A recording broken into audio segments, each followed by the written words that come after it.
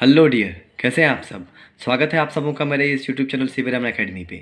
आज के इस वीडियो में हम लोग करने वाले हैं 2019 केमिस्ट्री के ऑब्जेक्टिव क्वेश्चन का सॉल्यूशन को।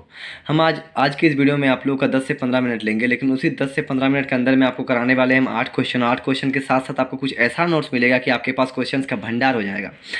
तो जुड़े रहे मेरे साथ लास्ट तक, ठीक है।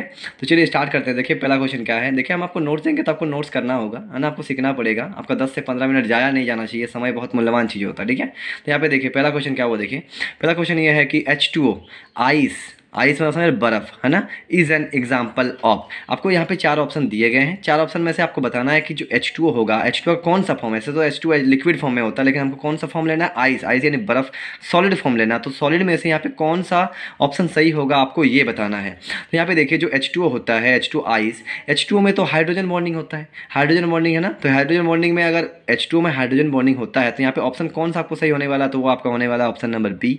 H2O जो होता है आइस, वो होता है आपका हाइड्रोजन बॉन्डेड मॉलिक्यूलर सॉलिड। चलिए नेक्स्ट सवाल देखिए क्या है कि रेट इक्वल्स टू के। यहाँ पे ये रेट कांस्टेंट है के, और यहाँ पे दिया हुआ H2O2, है ना, ये पेरोक्साइड है H2O2। और यहाँ पे देखिए ये जो टर्म दिख रहा है यहाँ पे एक ब्रैकेट, ये ब्रैकेट कंसंट्रेशन टर्म को दर्शाता है, कंसंट्रेशन को, ठीक है, मात्रा को दर्शाता है। तो यहाँ पे एक रेट दिया हुआ है और आपको बताना है कि ये किसका एग्जाम्पल है, जीरो ऑर्डर का, फर्स्ट ऑर्डर का, सेकेंड ऑर्डर का, या फिर नॉन ऑफ दिस। आप चिंता ना करें, आपको जैसे जैसे और आगे बढ़ेंगे यहाँ पे ऑर्डर और मोलिकुलरिटी बहुत इंपॉर्टेंट टर्म होते हैं, हम आपको मॉडल सेट में बता चुके हैं।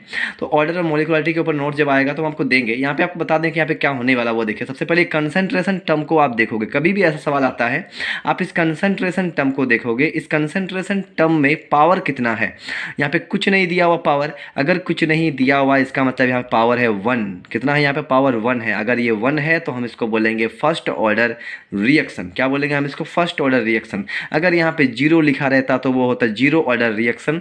अगर यहाँ पे 2 लिखा रहता तो सेकेंड ऑर्डर, 3 लिखा रहता तो थर्ड ऑर्डर, ठीक है। तो यहाँ पे आते हैं, अब नेक्स्ट सवाल पर बढ़ते हैं। ऑर्डर और मोलिकुलरिटी के ऊपर भी हम आपको नोट्स देंगे, उसके लिए आप चिंता बिल्कुल भी ना करें। नेक्स्ट सवाल देखिए, और नेम रिएक्शन जल्दी आने वाले हैं, तो जो बच्चे मेरे साथ जुड़े हुए हैं वो टेंशन ना लें, नेम रिएक्शन आने वाला है। अब आपको जितने भी सारे आपके जेक बोर्ड में इंपॉर्टेंट नेम रिएक्शन है जो आते हैं और पूछे जा चुके हैं, सबके सब आपको एक लिस्ट टाइप से हम समझाते हुए आगे बढ़ेंगे नेम रिएक्शन को, ठीक है। लंबा वीडियो होगा, वो आपका समय लेंगे, लेकिन जाया नहीं जाएगा आपका समय। चलिए नेक्स्ट क्वेश्चन देखिए आप क्या लिखा हुआ है। CH3Br ब्रोमोमीथेन, ठीक है, या फिर इसको हम बोलेंगे मिथाइल ब्रोमाइड का रिएक्शन हो रहा है सोडियम के साथ। और यहाँ पे देखिए CH3Br दो ठो है, मतलब 2 मोल CH3Br का रिएक्शन हो रहा है 2 मोल Na के साथ, सोडियम मेटल के साथ, in the presence of dry ether. क्या ही बताएं हम इसके बारे में। आपको हम बार बार बोल रहे हैं कि आप मॉडल सेट देख करके आइए। ये मॉडल सेट में आपको 2023 जो इस बार जेक के द्वारा जारी हुआ है उसमें ये सवाल डिट्टो दिया हुआ है, सेम टू सेम सवाल वही आपका वहाँ पे देखने को मिल जाएगा। तो आपको इसमें बताने वाला मेरे पास कुछ है नहीं, हम वहाँ पे आपको बता चुके हैं। अगर आप वहाँ पे जाके देखोगे तो ये सवाल आपको क्लियर हो जाएगा। ये जो रिएक्शन है वो कौन सा रिएक्शन है, वो यहाँ पे देखिए, यहाँ पे ऑप्शन आपका बी देखने को मिलेगा, ऊर्ज रिएक्शन। यहाँ पे देखिए इस ऊर्ज के साथ यहाँ पे फ्राइडल क्राफ्ट और फिटिंग भी दिया हुआ है, सबके सब नेम रिएक्शन है। हम आपको बोले कि नेम रिएक्शन के ऊपर वीडियो आएंगे तो जरूर आएंगे। नेक्स्ट सवाल देखिए, केलामाइन इज एन और ऑफ। केलामाइन किसका और है, और यानी अयस्क है। यहाँ पे 4 ऑप्शन दिया गया है, इसका किसका अयस्क है आपको ये बताना है। इससे पहले 2020 में, ये 2019 का है, 2020 में आपको पूछा गया था मेलाचाइट, है ना। अब 2020 में वो देखने को मिला था। तो एक काम करते हैं, सुनिए, इस और के बारे में हम आपको कुछ ऐसा नोट्स अभी देंगे कि कभी नहीं फंसेगा वो। यहाँ पे देखिए हम आपको बोले थे ना कि आपको और के बारे में हम जैसे जैसे सवाल देखने को मिलेगा आपको नोट्स देने वाले हैं। तो यहाँ पे देखिए ये नोट्स आपका बहुत मदद करेगा, बहुत यानी बहुत मदद करेगा। तो देखिए और के बारे में सबसे पहले तो आप यहाँ पे देखिए एल्यूमिनियम। एल्यूमिनियम का जो और होता है यानी अयस्क होता है उसको हम बोलते हैं बॉक्साइड। बहुत बार ये पूछा जा चुका है कि एल्यूमिनियम का अयस्क क्या होता है, बॉक्साइड होता है। अब इसका फॉर्मूला देखिए, यहाँ पे लिखा हुआ है Al2O3 इंटू XH2O, जहाँ पे X क्या क्या हो सकता है 1, मतलब 1H2O, 2H2O, 3H2O, कुछ भी, ठीक है। तो यहाँ पे आप एल्यूमिनियम का अयस्क सिंपल में क्या होगा, बॉक्साइड होगा। नेक्स्ट आते हैं आयरन, Fe का, Fe आप और समझते हैं ना, और जहाँ से हम ये सब क्या है, एल्यूमिनियम, आयरन, जिंक, कॉपर, ये सब क्या, ये सब मेटल है आपका। अयस्क से हम मेटल की प्राप्ति करते हैं, ठीक है, प्रॉफिट के साथ और बहुत इजी तरीके से। तो एल्यूमिनियम को हम कहाँ से प्राप्त करते हैं, बॉक्साइड से। अब Fe को प्राप्त करने के लिए 4 और होता है हमारे पास। एक को बोलते हैं हेमाटाइट, एक को बोलते हैं मैग्नेटाइट, एक को बोलते हैं सीडराइट, और एक को बोलते हैं आयरन पायराइट। तो आपको यहाँ पे आपको सवाल देखने को मिलेगा, लिखा रहता है कि मैग्नेटाइट किसका और है, तो Fe का है। हेमेटाइट किसका होगा, Fe का होगा। सिडराइट किसका होगा, Fe का होगा। आयरन पायराइट किसका होगा, Fe का होगा। ये सब इसके फॉर्मूलाज है, आप इसको भी याद जरूर रखोगे। हेमेटाइट का Fe2O3, मैग्नेटाइट का Fe3O4, सिडराइट का है FeCO3 सॉरी, और आयरन पायराइट का है FeS2।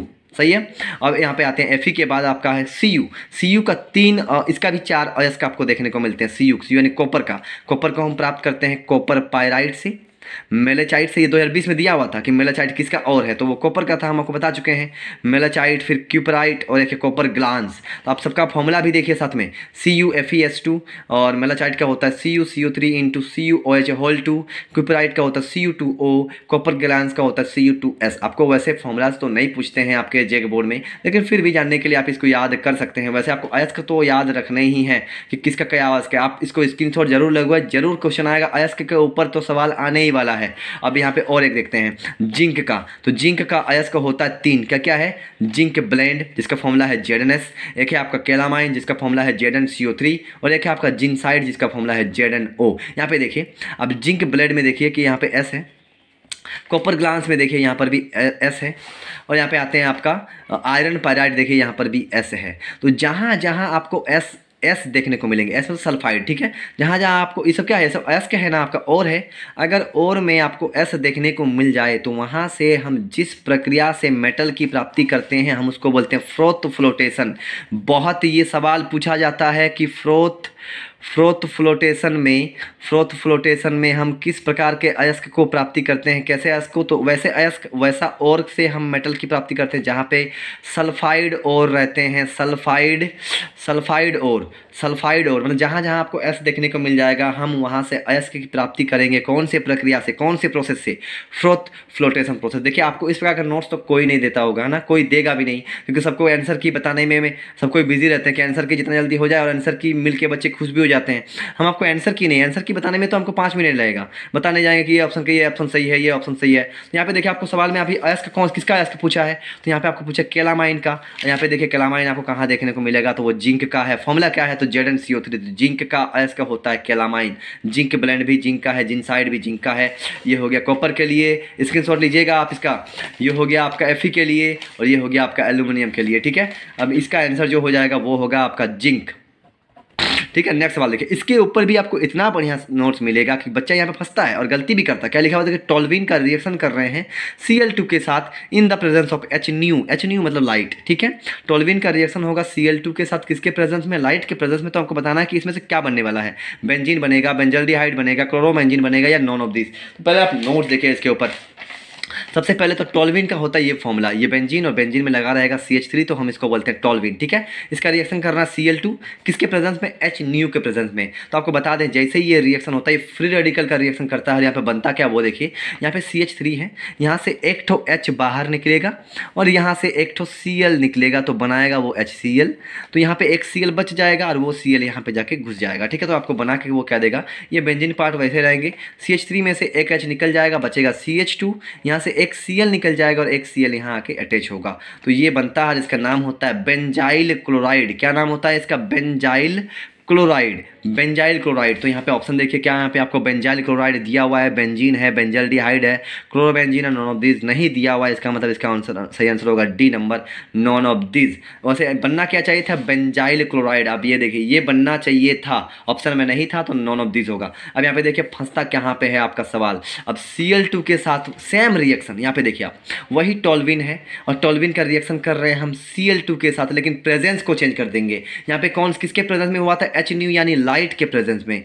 यहाँ पे हम कराए थे रिएक्शन लाइट के प्रेजेंस में, यहाँ पे हम कराएंगे Fe या फिर FeCl3 के प्रेजेंस में। तो ऐसा जैसे ही हम इसी सेम चीज़ देखिए, टोल्यूइन है और Cl2 है, जब हम इसके साथ करवाएंगे तो ये आपको बना के देगा। एक 2 Cl है, एक Cl एक बार जाएगा ऑर्थो और एक बार जाएगा पारा में, दिख रहा है। एक बार ऑर्थो पोजीशन पे Cl जाएगा तो एक बार पारा पोजीशन पे। अगर आप ऑर्थो पारा से कन्फ्यूज होते हैं तो कोई दिक्कत नहीं, यहाँ पे देखिए CH3 है, CH3 के बाद वाला पोजीशन को हम बोलते हैं ऑर्थो O, ये वाले को हम बोलते हैं मेटा M और ये वाले को हम बोलते हैं पारा P।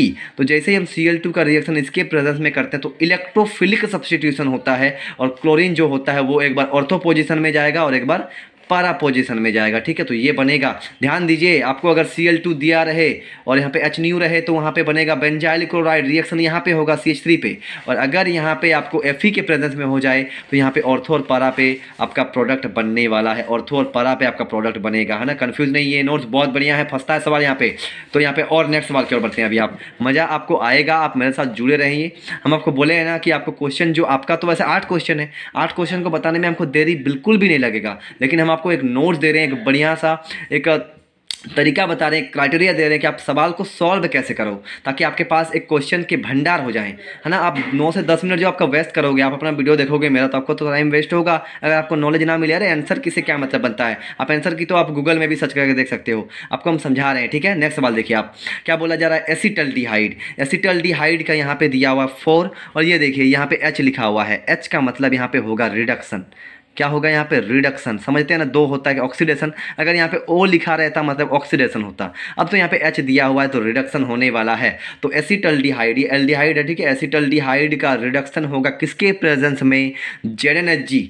ZnHg को हम बोलते हैं जिंक अमलगम, और HCl के प्रेजेंस में, या फिर HCl के साथ हम एसिटल्डिहाइड का रिडक्शन करेंगे तो क्या बनेगा। तो सबसे पहले तो यहाँ पे एक नेम रिएक्शन आप देखिए, और वो नेम रिएक्शन क्या है तो हम यहाँ पे आपके लिए लिखे हुए हैं, वो नेम रिएक्शन है क्लेमेंसन रिडक्शन। अब क्लेमेंसन एक साइंटिस्ट थे, ठीक है, एक केमिस्ट्रिस्ट थे, उन्होंने एक रिएक्शन दिया, वो क्या दिया वो पढ़िए आप। हम बहुत सिंपल लैंग्वेज में आपको पढ़ाते हैं, वो देखिए यहाँ पे क्या लिखा हुआ है कि व्हेन मतलब जब एल्डिहाइड और कीटोन्स, जब एल्डिहाइड और कीटोन्स का रिएक्शन होगा किसके साथ, विथ ZnHg एंड HCl के साथ, किसके साथ, ZnHg और HCl के साथ, देन दे रिड्यूस, तब ये रिड्यूस हो जाएंगे किसमें, एल्केन में रिड्यूस होंगे, एल्केन में रिड्यूस होंगे। ठीक है, तो आप इसके लिए एग्जांपल देखिए, मतलब आपके पास अगर एल्डिहाइड रहा और एल्डिहाइड का रिएक्शन अगर हम ZnHg और HCl के साथ कर देते हैं तो वो बना के देगा उसको एल्केन, और इसी रिएक्शन को हम क्या नाम से जानते हैं, क्लेमेंसन रिडक्शन। तो आपसे पूछा गया सवाल है, ये आया हुआ नेम रिएक्शन में कि क्लेमेंसन रिडक्शन क्या होता है, तो सिंपल में क्या बोल सकते हैं कि ये वाला नोट्स जो आपको बताए हैं आप ऐसे लिखोगे भी। और एक एग्जाम्पल देखिए, वही ले रहे हैं जो आपको पूछा गया अभी, एसिटल्डिहाइड, एसिटल्डिहाइड का फॉर्मूला होता है CH3CHO, 2 कार्बन वाला एल्डिहाइड। ठीक है, हम इसको इथेनल बोलते हैं, इथेनल। ठीक है, इथेनल, इसका रिडक्शन हो रहा है किसके प्रेजेंस में, ZnHg और HCl, तो क्या बना के देगा, एल्केन। अब आप बोलिए 2 कार्बन का एल्डिहाइड से 2 कार्बन का एल्केन, यानी क्या बनेगा आपका, इथेन बनेगा। 2 कार्बन का क्या बोलते हैं, 1 कार्बन के लिए मीथेन, 2 कार्बन के लिए इथेन। फॉर्मूला क्या होगा, CH3। तो यहाँ पे आपका ऑप्शन क्या होने वाला, वो होने वाला इथेन। कभी भी अगर यहाँ पे क्लेमेंसन रिडक्शन होता तो क्या बनता है आपका, एल्केन बनता है। ये एल्डिहाइड से भी होता है और कीटोन से भी होता है। ठीक है, तो यहाँ पे तो एल्डिहाइड पूछा था, एसिटल्डिहाइड, तो इसका सही आंसर होने वाला है आपका B number, ethane. B number आपका इथेन होगा। नेक्स्ट सवाल, which enzyme helps in converting sucrose into glucose and fructose. आपको कल ही बता चुके हैं कि सुक्रोज को अगर हम हाइड्रोलिसिस करते हैं तो ग्लूकोज और फ्रुक्टोज में वो बदल जाता है, या फिर हमको ग्लूकोज और फ्रुक्टोज की प्राप्ति होती है। अब आपको बताना है कि ये काम करने के लिए कौन से एंजाइम का मदद हमको लेना पड़ता है, या फिर कौन सा मदद सुक्रोज को यानी शुगर को ग्लूकोज और फ्रुक्टोज में बदलने का हमको मदद करता है बदलने में। तो उसका सही आंसर वो है इन्वर्टेज। आप जानते हैं ना कि हमारे शरीर में बहुत सारे एंजाइम्स लगातार स्रावित होते रहते हैं बहुत प्रकार के प्रक्रिया को करने के लिए। ठीक है, तो यहाँ पे सुक्रोज को ग्लूकोज और फ्रुक्टोज में बदलने के लिए हमको जरूरत पड़ता है इन्वर्टेज के एंजाइम का। अब आप देखिए लास्ट सवाल, 8वां सवाल क्या है कि CH3COOH एसिटिक एसिड है, ये एसिटिक एसिड, या फिर हम इसको इथेनोइक एसिड भी बोलेंगे, 2 कार्बन का एसिड। इसका रिएक्शन हो रहा है SOCl2 थाइनोइल क्लोराइड के साथ, तो प्रोडक्ट क्या बनेगा, है ना। तो आपको बता दें कि जैसे ही इसका रिएक्शन हम करते हैं तो यहाँ पे जो आपको प्रोडक्ट की प्राप्ति होती है बहुत सिंपल है। ये देखिए CH3COH को SOCl2 के साथ रिएक्शन करने पे यहाँ से OH बाहर निकलता है और इस OH की जगह पे आएगा एक Cl, मतलब CH3 का CH3, CO का CO, और OH की जगह पे कौन आएगा, Cl आएगा। ठीक है, एसाइल क्लोराइड आपको बना के देता है। तो यहाँ पे कौन सा ऑप्शन सही होगा, आपका ऑप्शन नंबर ए सही होने वाला है। तो यहाँ पे देखिए हम आपको 2019 का कंप्लीट कर चुके हो। वैसे 2000 केमिस्ट्री में हम जान रहे हैं कि 8 सवाल है, मतलब बहुत कम सवाल है। वैसे आपको देखिए सवाल में आपका जो समय हम लिए उस पर आपका बर्बादी समय नहीं होगा। हम आपको नोट्स दिए हुए और के ऊपर हम आपको बोल चुके हैं नेम रिएक्शन का भी आने वाला, नेम रिएक्शन का भी वीडियोस हम अपलोड करेंगे, पूरा डिटेल्स में पढ़ाएंगे नेम रिएक्शन आपको। नेम रिएक्शन आपको सब्जेक्टिव में भी मदद करेगा, लिखने के लिए 5 नंबर आते हैं, और आपको ऑब्जेक्टिव में भी सवाल देखने को मिल रहा है। तो इसके बाद ये सब करने के बाद जो नोट्स आपको देते हैं वो लगातार वो आपको नोट्स आप रखिए। आपके पास क्वेश्चन बहुत सारे मिल रहे हैं ना, बहुत सारे क्वेश्चन आपको वहाँ से मिल जाएंगे। आप नेक्स्ट ये जैसे 2019 के बाद 2018 पढ़ेंगे हम, तो 2018 में भी आपको कुछ ना कुछ सवाल तो रिलेटेड जरूर होंगे जो आपको नोट्स दिए हुए हैं। ठीक है, तो चलिए आप मज़े से पढ़िए, ठीक है। और उसके बाद एक काम है और कि आप लोग जो पढ़ रहे हैं 2022 में जेक एक मॉडल सेट दिया था, 5 सेट थे उसमें, 5 सेट थे। वो आप अगर खुद से करते तो ठीक है, और अगर मेरे पास समय बचता तो ये 5 सेट को भी कराने का जरूर कोशिश करेंगे, क्योंकि वहाँ पे बहुत सारे सवाल आपको मिल जाएंगे। और वो 5 सेट 35 क्वेश्चन का था आपका, 35 क्वेश्चन का था, ठीक है। तो ठीक है, अब अगर आपको ये सब समझ में आता है मान लीजिए, तो जो बच्चे कमज़ोर हैं उन लोग को मदद मिलेगा। इसलिए हम बोल रहे हैं कि आप वीडियो को शेयर जरूर करोगे, आपके दोस्त को शेयर जरूर करना, ताकि उसको मदद मिले। और जुड़े रहें मेरे साथ, हम आपको तैयारी बढ़िया से कराएंगे, ठीक है। मिलते हैं नेक्स्ट वीडियो पे।